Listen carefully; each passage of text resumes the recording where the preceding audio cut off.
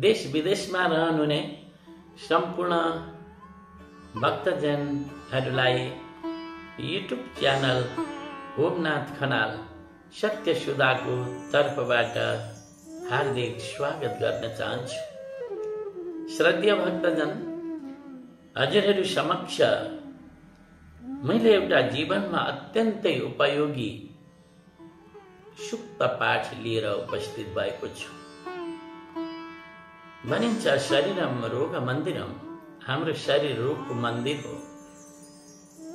आरोग्यतालाई प्राप्त गर्ने हर मानिसको इच्छा हुन्छ। हाम्रा ऋषि महर्षिहरूले कति यस्तो विधि अपनाउनु भएको छ जसद्वारा शरीरमा आरोग्यता प्राप्त गर्न सकिन्छ।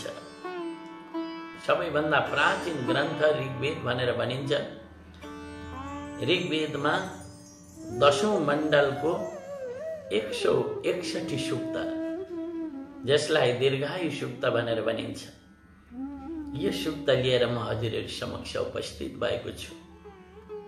यसलाई नित्य श्रवण गर्यो भने भक्तजन हाम्रो शरीरमा आरोग्यता प्राप्त हुन्छ।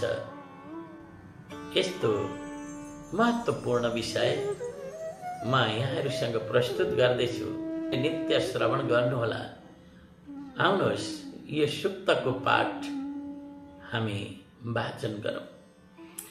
अरे ओम मुञ्चामि त्वा हविका जीवनाय कमज्ञात यक्ष्मादोतराज यक्ष्मात् ग्राहिर्जग्राह यदि वैतदेनं तस्या इन्द्राग्नि प्रममुक्तमेनम्। ॐ यदीक्षितायुर्यदि वा परेतो यदि मृत्योरन्तिकं नीत एव तमाहरामे निरतेरुपस्तादस्पार्शमेनं शतसारदाय। ॐ सहस्राक्षेण शतसारदेन शतायुषा हविषाहर्षमेनं शतं यदेमं शरदो नयातीन्द्रो विश्वस्य दुरितस्य पारम्।